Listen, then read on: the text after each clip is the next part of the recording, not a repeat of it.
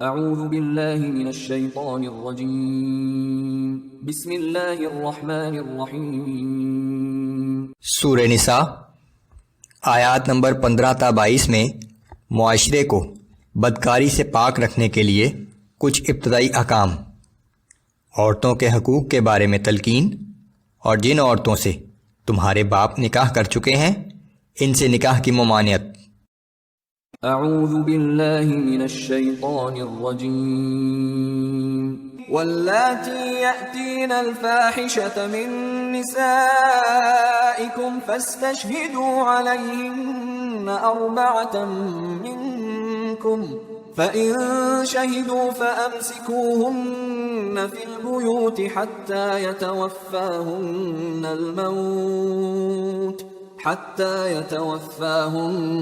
الْمَوْتُ أَوْ يَجْعَلَ اللَّهُ لَهُنَّ سَبِيلًا۔ اور تمہاری عورتوں میں سے جو بدکاری کی مرتکب ہوں تو تم ان عورتوں کے خلاف تہمت لگانے والے سے 4 مردوں کی گواہی طلب کرو، پھر اگر وہ چاروں گواہی دے دیں تو ان بدکار عورتوں کو گھروں میں اس وقت تک قید رکھو کہ انہیں موت آ جائے، یا اللہ ان کے لیے نیا حکم دے کر کوئی اور راستہ نکال دے۔ سزا کے متعلق یہ ابتدائی احکام تھے، جس کے بعد سورہ نور نازل ہو گئی جس میں تفصیلی احکام ہیں۔ واللذان يأتيانها منكم فآذوهما فإن تابا وأصلحا فأعرضوا عنهما إن الله كان توابا رحيما۔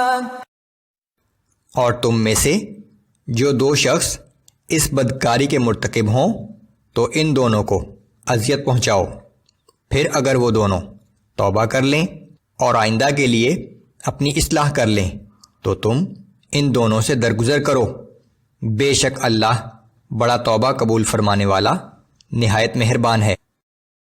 انما التوبة على الله للذين يعملون السوء بجهالة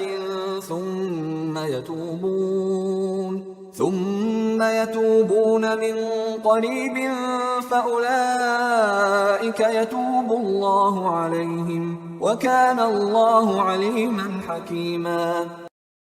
بے شک اللہ کی جانب سے توبہ قبول کرنے کا وعدہ صرف انہی لوگوں کے لیے ہے جو نادانی کے باعث کوئی برا فعل کر گزرتے ہیں اور پھر جلد ہی توبہ کر لیتے ہیں، تو یہی لوگ ہیں جن کی توبہ اللہ قبول فرما لیتا ہے، اور اللہ بڑے علم اور بڑی حکمت والا ہے۔ وَلَيْسَتِ التَّوْبَةُ لِلَّذِينَ يَعْمَلُونَ السَّيِّئَاتِ حَتَّى إِذَا حَضَرَ أَحَدَهُمُ الْمَوْتُ قَالَ إِنِّي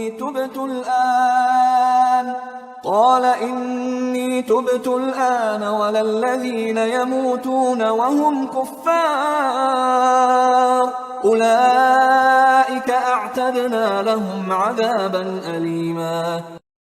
اور ان لوگوں کی توبہ کوئی قابل توجہ نہیں ہے جو گناہ کرتے رہتے ہیں، یہاں تک کہ جب ان میں سے کسی کے سامنے موت آ پہنچے تو کہنے لگے کہ میں اب توبہ کرتا ہوں، اور نہ ہی ان لوگوں کی توبہ قابل توجہ ہے جو کفر ہی کی حالت میں مرے ہیں۔ ایسے لوگوں کے لیے ہم نے دردناک عذاب تیار کر رکھا ہے۔ يا أيها الذين آمنوا لا يحل لكم أن ترثوا النساء كرها۔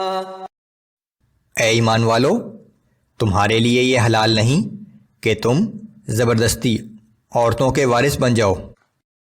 ولا تعضلوهن لتذهبوا ببعض ما آتيتموهن إلا أن يأتين بفاحشة مبينة۔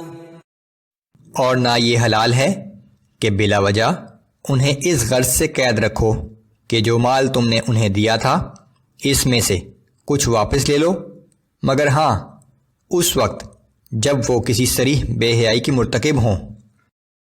وعاشروهن بالمعروف فَإِن كَرِهْتُمُوهُنَّ فعسى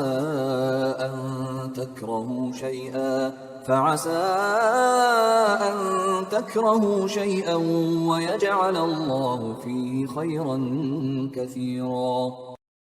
اور عورتوں کے ساتھ حسن سلوک سے زندگی بسر کرو. پھر اگر تم انہیں پسند نہ کرو تو ہو سکتا ہے کہ تم ان کی کسی چیز کو ناپسند کرو، مگر اللہ اسی میں بہت سی بھلائی پیدا کر دے. مردوں کو چاہیے کہ بڑے صبر و سکون اور سمجھداری سے کام لیتے ہوئے اپنی بیوی کو موقع دیں، کیونکہ ہو سکتا ہے وہی ناپسندیدہ بیوی کسی دوسرے وصف یا فائدے کی وجہ سے مرد کو پسند آنے لگے. ہو سکتا ہے اللہ رب العالمین نے اسی بیوی کو خاوند کے لیے باعث برکت بنا رکھا ہو، جو وقت گزرنے پر ظاہر ہونے لگے اور میاں بیوی کی محبت کا سبب بن جائے. وَإِنْ أَرَدْتُمُ اسْتِبْدَالَ زَوْجٍ مَّكَانَ زَوْجٍ وَآتَيْتُمْ إِحْدَاهُنَّ قِنطَارًا فَلَا تَأْخُذُوا مِنْهُ شَيْئًا أَتَأْخُذُونَهُ بُهْتَانًا وَإِثْمًا مُّبِينًا. اور اگر تم نے ایک بیوی کو چھوڑ کر اس کی جگہ دوسری بیوی لانے کا ارادہ کر ہی لیا ہو، تو اگر اس بیوی کو جسے تم چھوڑنا چاہتے ہو ڈھیروں مال دے چکے ہو تو اس مال میں سے کچھ بھی واپس نہ لو. کیا تم بہتان رکھ کر اور صریح ظلم کے مرتکب ہو کر وہ مال واپس لینا چاہتے ہو؟ وَكَيْفَ تَأْخُذُونَهُ وَقَدْ أَفْضَىٰ بَعْضُكُمْ إِلَىٰ بَعْضٍ وَأَخَذْنَ مِنكُم مِّيثَاقًا غَلِيظًا. اور تم اس مال کو کیسے واپس لے سکتے ہو جب کہ تم ایک دوسرے کے ساتھ نہایت قریبی تعلقات قائم کر چکے ہو اور وہ تم سے پختہ عہد لے چکی ہیں. وَلَا تَنكِحُوا مَا نَكَحَ آبَاؤُكُم مِّنَ النِّسَاءِ إِلَّا مَا قَدْ سَلَفَ إِنَّهُ كَانَ فَاحِشَةً وَمَقْتًا وَسَاءَ سَبِيلًا. جن عورتوں سے تمہارے باپ دادا نکاح کر چکے ہوں تو تم ان سے نکاح نہ کرنا، مگر جو پہلے ہو چکا سو ہو چکا. در حقیقت یہ بہت بے حیائی کا فعل ہے، جو بہت ناپسندیدہ بات اور بہت بری روش ہے.